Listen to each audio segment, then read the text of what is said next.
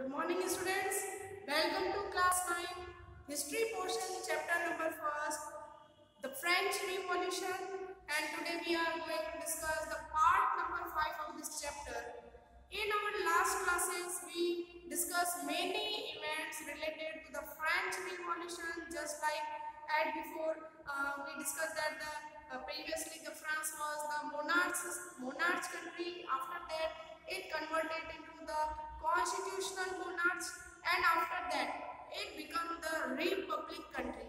Okay, and also study that the member of the third estate made the National Assembly and constituted the new constitution of the France after in the 1791, and after it the Jacobin government, and after that we discussed about the directory rule of France, and also discussed the revolution made by the women for their rights.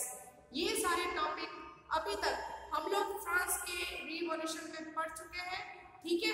और last जो कल हमने पढ़ा था उसमें हमने देखा था कि किस तरह से फ्रांस के अंदर जो वुमेन सेक्शन था, जो औरतें थी, जो लेडीज थी, जिनको फंडामेंटल राइट्स नहीं मिले थे, राइट टू वोट नहीं था, जहाँ पर मैन के इक्वल पॉलिटिकल राइट्स वुमेन्स को नहीं थे, जिसके लिए एक बहुत ही लंबा रिवॉल्यूशन फ्रांस के अंदर चलता रहा। और फाइनली 1946 के अंदर लगभग 200 साल बाद 200 ईयर के बाद में वुमेन्स को राइट टू वोट प्रोवाइड हुआ। इसके अलावा जैकोबिन गवर्नमेंट जब बनी तब वुमेन्स को इन्होंने एजुकेशन राइट दिया, जॉब और ट्रेनिंग का राइट थर्ड स्टेट की वुमेन्स को दिया गया। इसी के साथ में तो मैरिज थी, शादी करने की जो थी सिस्टम था, उसको भी लीगल किया गया और डाइवोर्स सिस्टम को भी लीगल बनाया गया। तो इस तरह से हम देखते हैं कि काफ़ी सारे चेंजेस फ्रांस के अंदर हुए, इंडिया के जो फ्रांस का डेमोक्रेटिक कंट्री बनने के बाद में, ठीक है। आज की क्लास में हम लोग बढ़ने जा रहे हैं फ्रेंच रिवॉल्यूशन के एंड की तरफ और डिस्कस करेंगे बहुत ही अलग टॉपिक, आप लोगों के लिए बहुत ही नया है, लेकिन अगर जब आप पढ़ेंगे सुनेंगे तो आपको लगेगा कि शायद क्या इंसानों के साथ भी ऐसा बिहेव किया जाता है, क्या इंसानों को भी जानवरों की तरह आप समझ सकते हैं कि जिस तरह जानवरों को पकड़ के रखते हैं उस तरह का जो स्लेवरी सिस्टम था वो फ्रांस के अंदर चल रहा था, किस तरह से स्लेवरी को खत्म किया गया। और आज की तारीख में अगर ऐसे मॉडल की तरह हम देखें फ्रांस को तो देखते हैं कि जो फ्रांस के अंदर जो इक्वालिटी फ्रीडम के जो थॉट थे, है ना, वो आज भी वर्ल्ड की सारी डेमोक्रेटिक कंट्रीज के लिए एक बहुत बड़ी इंस्पिरेशन बन के रह गया, ठीक है। तो बात करते हैं बच्चों, हम लोग फ्रेंच रिवॉल्यूशन के अंदर हमारा जो आज का सब टॉपिक हम लोगों ने लिया है ये है एबॉलिशन ऑफ द स्लेवरी। तो यहाँ पर हम स्लेवरी की बात करने वाले हैं, स्लेव सिस्टम की बात करने वाले हैं। इससे पहले आप लोग कुछ चीजें समझ लें कि स्लेवरी क्या था। तो सिंपल सी बात है, इसे कहते हैं दास प्रथा।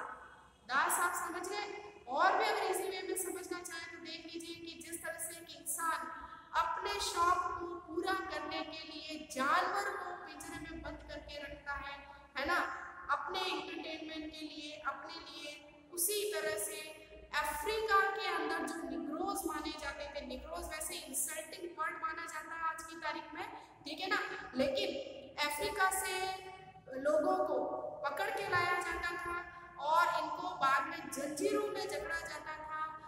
3-3, 6-6 महीनों के, या ये कह सकते हैं कि 3 से 6 मंथ तक का जो सेलिंग था या समुद्र की यात्रा करके इनको पूरी दुनिया के बाजारों में, सबसे ज्यादा यूरोपियन और अमेरिकन कंट्रीज में बाजारों में इन इंसानों को जानवरों की तरह बेचा जाता था। बड़े बड़े लोग, बड़े बड़े जो नोबल्स होते थे, इन अफ्रीकन्स को खरीद कर अपने घर ले जाते थे, वहां पर इनको काम करने में यूज किया जाता था, जैसे प्लांटेशन में या खेती बाड़ी में घर का काम करने के अंदर नौकर बना के रखा जाता था, ठीक है। तो आप समझ सकते हैं कि स्लेव जो थे वो इन लोगों की प्राइवेट प्रॉपर्टी मानी जाती थी। और अब आप समझ सकते हैं कि जब मैंने कहा है कि प्रॉपर्टी मानी जाती थी, इसका मतलब आप लोग देखिए कि हमारी जो प्रॉपर्टी, हमारी जो संपत्ति है, हमारा जो धन है, या हमारी वो सारी चीजें जो हमारी है, उसको उसको हम किसी भी तरीके से यूज कर सकते हैं, हमें कोई कहने वाला नहीं है, कोई रोकने वाला नहीं है ना। तो इस तरह आप सोच लीजिए कि ये जो स्लेव्स थे ये यूरोपियन और अफ्रीकन कंट्री से लाए जाते थे यूरोप के अंदर, और अमेरिका के देशों के अंदर इनका बहुत बड़ा मार्केट लगाया जाता था। वहां पर इन लोगों को जानवरों की तरह जंजीरों में जकड़ कर रखा जाता था और बाद में बेचा जाता था। अब आप लोग इमेजिन करिए कि क्या इंसान को भी बाजार में बेचा जा सकता है? तो बिल्कुल दुनिया में ऐसा होता था, ठीक है। लेकिन ये भी ध्यान रखिए बच्चों, ये सिस्टम कई 100 सालों तक चलता रहा, लेकिन जब वर्ल्ड के अंदर हम लोग कह सकते हैं कि डेमोक्रेटिक सिस्टम को अपनाया गया तो धीरे धीरे बाद में स्लेव सिस्टम को बंद कर दिया गया, ठीक है। तो ये सब हम लोग यहाँ जानने वाले हैं। तो आपको सबसे पहली चीज जो ध्यान रखनी है, स्लेव्स क्या थे?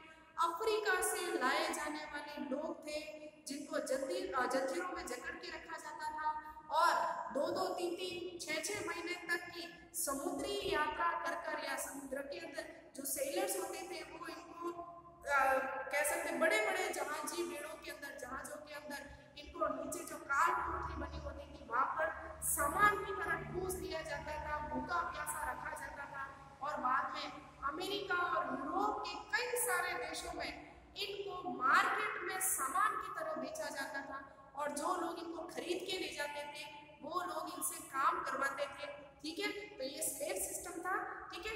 ये समझ सकते हैं कि वर्ल्ड में अगर हम देखें कि सबसे बुरा कल्चर मान लीजिए, सबसे बुरा अगर आप कहें सिस्टम मान लीजिए, तो स्लेव सिस्टम से बुरा क्या हो सकता है? जहाँ पर एक इंसान को जानवर की तरह, सामान की तरह मार्केट में बेचा जा रहा है, ठीक है। तो स्टार्ट करते हैं हम लोग अपना टॉपिक जो है एबोलिशन ऑफ स्लेवरी, ठीक है। एबोलिशन का मतलब रोक लगाना। अब फ्रांस के अंदर भी स्लेवरी सिस्टम रेगुलेट हो चुका था, शुरू से ही चल रहा था।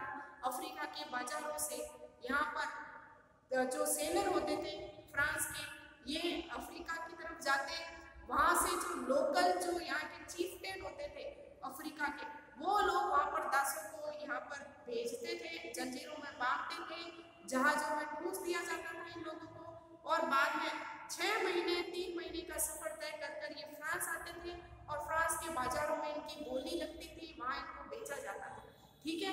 तो जानते हैं क्या था? The important social reforms by the Jacobin regime was to abolish of the slavery in the France colony।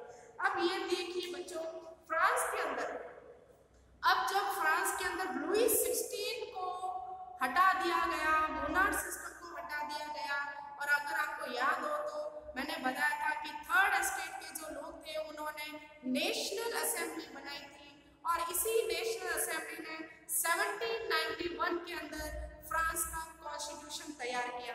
France के कॉन्स्टिट्यूशन में इस नेशनल असेंबली ने यह भी कोशिश की थी कि स्लेवरी को खत्म किया जाए, क्योंकि हम लोग बात कर चुके हैं the natural rights of the man, human and the citizens. हम लोगों ने बात की थी कि फ्रांस का जो कॉन्स्टिट्यूशन है वो ह्यूमन और फ्रेंच की जो पॉपुलेशन थी वो और ह्यूमन राइट्स से शुरू होता है। मानवीय अधिकार, इंसान होने के नाते हमारे कुछ अधिकार हैं जो उनको मिलने चाहिए, जैसे हमने पढ़ा था राइट टू स्पीच और the right to freedom of the life, जिंदगी जीने का अधिकार, राइट टू स्पीच हमने पढ़ा था। ये कुछ ऐसे राइट थे जो फ्रांस के कॉन्स्टिट्यूशन में शामिल किए गए थे। इक्वालिटी हमने पढ़ा, फ्रीडम हमने पढ़ा। हमने ये देखा कि नेशनल असेंबली ने जो कॉन्स्टिट्यूशन बनाया था उसमें इक्वालिटी को सबसे ज्यादा इन लोगों ने वेटेज दिया। अब इक्वल का मतलब क्या? बराबर, और फ्रीडम भी इन्होंने इंक्लूड किया, तो फ्रीडम का मतलब तो आजादी है। नेशनल असेंबली ने बहुत कोशिश की, बहुत विचार किया और कि जब सारे इंसान एक है, सबको फ्रीडम है, सबको इक्वालिटी है, तो फ्रांस की जो कॉलोनीज है उनके अंदर काम करने वाले स्लेव्स जो हैं उनको भी फ्री कर दिया जाना चाहिए, स्लेव सिस्टम को बंद कर देना चाहिए। लेकिन नेशनल असेंबली ऐसा कर नहीं पाई, ठीक है, क्योंकि ये जो कानून था वो बन नहीं सका किसी कारण से। बाद में जैकोबिन गवर्नमेंट बनी। मैं बता चुकी हूँ जैकोबिन जो थे थर्ड एस्टेट के, या जो थोड़े बहुत जो हम लोग कह सकते हैं कि जो एजुकेटेड लोग थे उनका एक ग्रुप था, ठीक है, जिसने बाद में फ्रांस पर राज किया 94 तक, ठीक है। तो ये जो जैकोबिन क्लब था इसने रेगुलेट किया था एक लॉ, और जिसमें ये कहा गया कि फ्रांस की जो कॉलोनीज में जो स्लेव है उनको फ्री कर दिया जाए और फ्रांस में स्लेव सिस्टम को जैकोबिन गवर्नमेंट ने बंद कर दिया था। ठीक है, अब स्लेव्स की जरूरत कहाँ पड़ गई फ्रेंच कॉलोनीज के अंदर? तो पहले बच्चों आप ये समझिए कि ये जो वर्ड मैं आपको बोल रही हूँ फ्रेंच कॉलोनीज, ये क्या होता है? तो सिंपल सा आप समझे कि जिस तरह से भारत कभी इंग्लैंड या ब्रिटेन का गुलाम था, उसी तरह से यूरोपीय देश भी थे। फ्रांस का गुलाम रह चुका है, भारत गुलाम तो नहीं कह सकते, लेकिन भारत के अंदर भी फ्रांस ने अपनी कई सारी कॉलोनीज और बिजनेस हब बनाए थे। ऐसे कई सारे बिजनेस हब या ऐसे कई सारे मार्केट फ्रांस ने दुनिया के अंदर यूरोपियन कंट्रीज के अंदर बना रखे थे। इन यूरोपियन और कैरेबियन कंट्रीज के अंदर जो है ये फ्रांस की कॉलोनीज हुआ करती थी, जहाँ पर टोबैको, शुगर, कॉफी का प्लांटेशन हुआ करता था। प्लांटेशन आप समझ रहे होंगे, यहाँ पर खेती की जाती थी। ये कुछ कैरेबियाई देश थे बच्चों। कैरेबियाई देश यूरोप के पास समुद्र के अंदर कुछ देश है जिनको कैरेबियाई देश कहा गया है। ठीक है ना, तो इन कैरेबियाई देशों पर फ्रांस का अधिकार था और फ्रांस के अंदर फ्रांस जो है यहाँ इन कैरेबियाई देशों के अंदर कॉफी का प्रोडक्शन करता था, टोबैको का प्रोडक्शन करता था, इसी के साथ में शुगर का भी प्रोडक्शन होता था। लेकिन फ्रांस के लोग वहाँ पर प्रोडक्शन में या प्लांटेशन करने के लिए जाना अच्छा नहीं मानते थे। मतलब ये समझ सकते हैं कि यूरोपियन कंट्रीज में रहने वाले लोग खिलाफ थे किसी दूसरे देश में जाकर काम करने के। ठीक है, इसीलिए अपने प्रोडक्शन को बनाए रखने के लिए फ्रांस के लोग इन स्लेव्स का यूज करते थे, दास खरीदते थे। इन दासों को ये कैरेबियाई कॉलोनीज के अंदर भेजते थे। मतलब कैरेबिया के वे देश जिन पर फ्रांस का कंट्रोल था, वहां पर इन स्लेव्स को बेचा जाता था और ये स्लेव्स वहां पर जो है खेती बाड़ी या शुगर, टोबैको, कॉफी के प्रोडक्शन में काम करते थे और खूब सारा प्रोडक्शन होता था और फायदा कौन उठाता था? फ्रांस उठाता था। ठीक है, तो आप लोग समझ सकते हैं कि फ्रांस जो है ये स्लेव्स को सिर्फ काम करवाने के लिए खरीदते थे, क्योंकि ये खुद विदेशों में या दूसरे देशों में जाकर काम करने की इच्छा नहीं रखते थे। ठीक है, तो जैकोबिन गवर्नमेंट जो थी, सबसे पहला सबसे इम्पोर्टेंट इसका रिफॉर्म था कि इसने स्लेवरी सिस्टम को बंद कर दिया फ्रांस के अंदर। The colonies in the Caribbean countries were supplier of the tobacco, Indigo, sugar and coffee. बच्चों मैं बता चुकी हूँ अभी आपको कि कैरेबियन कंट्रीज जो है वर्ल्ड में आप वर्ल्ड मैप में देखिएगा, कैरेबियाई सागर या कैरेबियाई ओशियन के अंदर जो छोटी छोटी कंट्रीज है उनको कैरेबियन कंट्रीज कहते हैं, जिसके ऊपर फ्रांस का कंट्रोल था, इसीलिए कैरेबियाई कॉलोनीज कहलाई। इन कॉलोनीज के अंदर टोबैको, इंडिगो, शुगर और कॉफी का प्रोडक्शन बहुत होता था। ये सारा प्रोडक्शन फ्रांस करता था। ठीक है, और इसी के अलावा but the रेन्यूसेंट of the European, renascent का मतलब होता है अनिच्छा, मतलब यूरोपियंस की इच्छा नहीं थी कि यहाँ पर कैरेबियन कंट्रीज में जाए और ये प्रोडक्शन में प्लांटेशन में काम करे। ठीक है, तो but the रेन्यूसेंट of the European to go and work in the distance and unfamiliar land meet a shortage of labours on the plantation. अब हुआ ये कि फ्रांस की जो कॉलोनीज है कैरेबिया के अंदर, यहाँ पर तो प्रोडक्शन हो रहा है कॉफी टी का, लेकिन यूरोपियन जो थे, जो फ्रांस के या आसपास के देशों के लोग थे, वो दूसरे देश में जाकर प्लांटेशन का काम करने की इच्छा नहीं रखते थे, जिसके कारण ये हुआ कि कैरेबियन कंट्रीज के अंदर टोबैको, इंडिगो, शुगर और कॉफी के प्रोडक्शन के लिए लेबर की कमी हो गई। लेबर आप समझ गए होंगे, यहाँ पर काम करने वाले मजदूरों की कमी हो गई, क्योंकि ये खुद तो जाते नहीं थे वहाँ पर प्रोडक्शन के लिए, जिसके कारण धीरे धीरे कमी होने लगी है यहाँ पर लेबर्स की। इस लेबर की कमी को पूरा किया जाता था अफ्रीका से स्लेव मंगाकर। ठीक है, स्लेव का मतलब दास। ठीक है, तो so this was made by the triangular slave trade between Europe, Africa and America. इसीलिए स्लेव ट्रेड के थ्रू ये कमी पूरी की गई। मजदूरों की कमी को पूरा कैसे किया गया कि यहाँ देखिए आप, ये है अमेरिका, नॉर्थ अमेरिका और साउथ अमेरिका। ठीक है, और यहाँ आगे आती है अफ्रीका।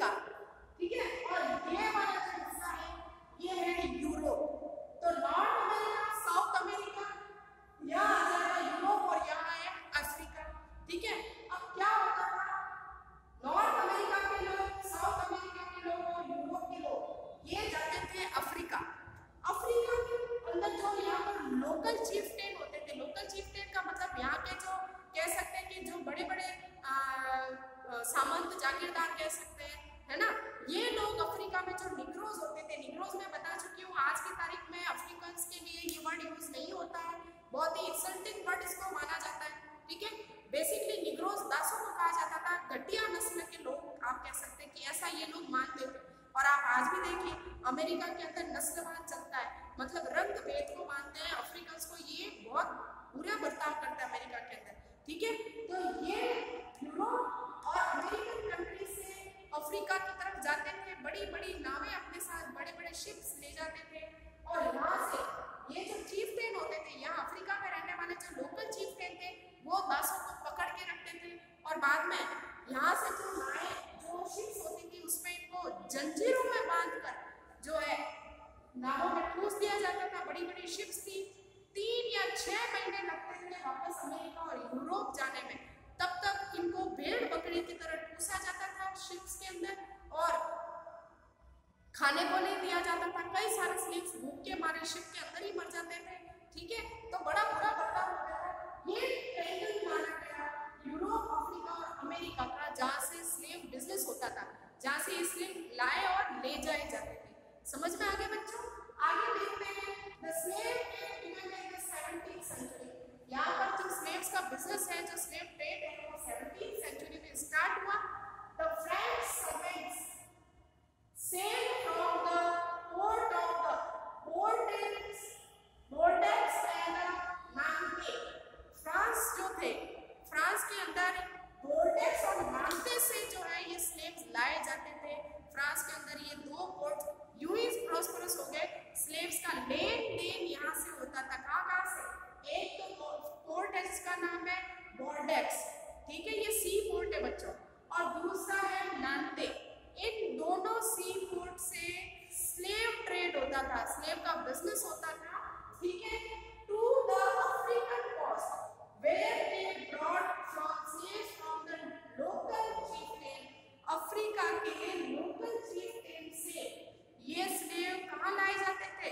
फ्रांस के अंदर बोर्डेक्स और नांटे पोर्ट पर लाए जाते थे, ठीक है। Finally the convention which in the 1794 legislated free all slaves in the French overseas।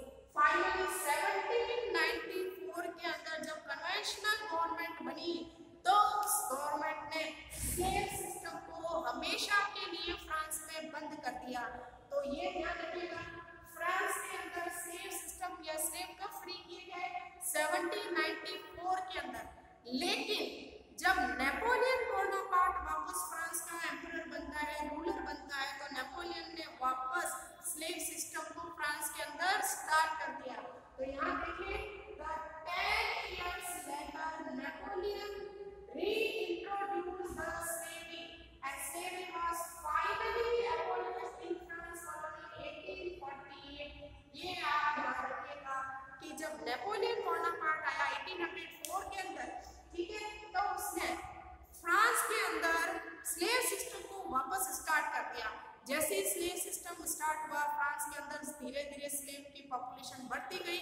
यहाँ के जो बड़े बड़े लैंडलॉर्ड्स थे उनको लगता था कि स्लेव सिस्टम होना बिल्कुल सही है, क्योंकि ये बड़े बड़े जो लैंडलॉर्ड्स होते थे इनकी जमीनों पर जो प्रोडक्शन का काम होता था वो सारा का सारा एग्रीकल्चर प्रोडक्शन ये स्लेव करते थे, इनके घरों में काम करते थे, इनके फार्म हाउस में काम करते थे, ठीक है, पूरे दिन इनकी कह सकते हैं कि सेवा करते थे। लेकिन बाद में फाइनली 1848 के अंदर फ्रांस के अंदर स्लेवरी सिस्टम को हमेशा के लिए एबॉलिश कर दिया गया। तो ये स्लेवरी सिस्टम था, फ्रांस के अंदर रेगुलेट था। नेशनल असेंबली ने कोशिश की स्लेव सिस्टम को बंद करने की, बाद में जैकोबिन गवर्नमेंट ने अपने टाइम में स्लेव सिस्टम को एबॉलिश कर दिया, कानून बनाया और स्लेव्स जो थे वो बंद कर दिए गए।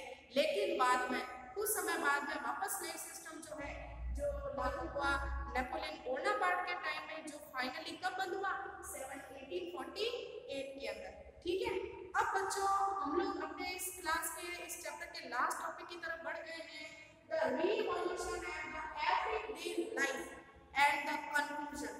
अब सबसे पहले हम बात कर लेते हैं एवरीडे लाइफ की। अगर हम ये देखें कि इस रिवॉल्यूशन का लोगों की लाइफ पर कोई असर पड़ा था, बिल्कुल पड़ा था। हम लोग देख रहे हैं, अगर हम वापस स्टार्टिंग की तरफ चले तो देखते हैं लुई 16 की हम लोगों ने बात की बच्चों। लुई 16 जो एक मोनार्च था, अपनी मन मर्जी कर रहा था। सोसाइटी 3 पार्ट में डिवाइड थी। और इसी के साथ आपको एक चीज और बताते हैं कि फ्रांस के अंदर न्यूज़पेपर, मैगजीन जो भी प्रिंट होता था, उसमें जो भी न्यूज़ प्रिंट होती थी वो लुई 16 या ये कह सकते हैं कि रॉयल परमिशन के बिना प्रिंट नहीं होती थी। तो पहले न्यूज़ को लिखने से पहले या कुछ भी अगर आप प्रिंट कर रहे हो बुक्स के अंदर, तो उससे पहले मोनार्च की परमिशन लेनी पड़ती थी। और अगर मोनार्च के अगेंस्ट में अगर कोई न्यूज़ है तो उस न्यूज़ को नहीं छापा जाता था। ठीक है। बाद में 1791 में फ्रांस का कॉन्स्टिट्यूशन बना और ये फ्रीडम दी गई, राइट टू स्पीच, जो हम पढ़ चुके हैं। ठीक है ना। तो यहाँ पर फ्रांस के कॉन्स्टिट्यूशन में लोगों को आज़ादी दी गई अपने विचारों को व्यक्त करने की, मीडिया की फ्रीडम दी गई, स्पीच की फ्रीडम दी गई। ठीक है। तो इस तरह से हम लोग कह सकते हैं कि 1791 में जब फ्रांस का कॉन्स्टिट्यूशन बन गया तब लोगों को न्यूज़पेपर के अंदर कह सकते हैं कि जनता की जो या ये कह सकते हैं कि लोगों की जो भावनाएं थी, जो विचार थे, उनको एक्सप्लेनेशन करने की मौका मिला। बड़ी बड़ी तादाद में बुक्स छपने लगी, न्यूज़पेपर छपने लगे, है ना, मैगजीन छपने लगी, रोज नए थॉट। हम लोग बात कर चुके हैं बच्चों, अगर आपको पता हो, कुछ ग्रेट फिलोसोफर्स की, कुछ थिंकर्स की हमने बात की थी, जिसमें हमने जॉन लॉक की बात की, रूसो की बात की, हम लोगों ने मॉन्टेस्क्यू की बात की, जिन्होंने ये कहा था कि पावर जो है वो डिवाइड होनी चाहिए, किसी एक रूलर के हाथ में पावर नहीं होनी चाहिए। तो बाद में जो ग्रेट थिंकर्स थे, ये फिलोसोफर थे, इनके बड़े बड़े जो थॉट थे वो बुक्स मैगजीन में छपने लगे, लोग उन्हें पढ़ने लगे। तो इस तरह से कह सकते हैं कि रिवॉल्यूशन का लोगों की लाइफ पर, उनके पहनावे पर, उनके जो थॉट्स थे उनके ऊपर पूरा असर पड़ा था। अब हम बात करते हैं कंक्लूजन की। चैप्टर पूरा खत्म हो चुका है। कंक्लूजन क्या निकालेंगे, क्या हमने सीखा फ्रेंच रिवॉल्यूशन से। ठीक है। उससे पहले हम लोग बात कर लेते हैं कुछ नेपोलियन बोनापार्ट के बारे में। ठीक है। नेपोलियन बोनापार्ट जो कि हम लोग देख सकते हैं कि डायरेक्टरी के बाद में फ्रांस का जो कह सकते हैं कि पॉलिटिकल पावर है वो नेपोलियन के हाथ में चला गया। और 1804 में Napoleon Bonaparte crowned himself as the emperor of France। ये याद रखिएगा, 1804 के अंदर फ्रांस का रूलर बन गया था नेपोलियन बोनापार्ट। ठीक है। He set out to conquer neighboring European countries, creating kingdom। इसने राजा बनने के बाद में अपने कह सकते कि जितनी भी नेबरिंग कंट्रीज थी फ्रांस के चारों तरफ, आप देखिए इटली है, इसके अलावा आप बात कर लीजिए जर्मनी की बात कर लीजिए, ऑस्ट्रिया की बात कर लीजिए, प्रशा की बात कर लीजिए, ये सारी कंट्रीज थी। और नेपोलियन बोनापार्ट बिलीव करता था इंपीरियलिज्म में, साम्राज्य को बढ़ाने में।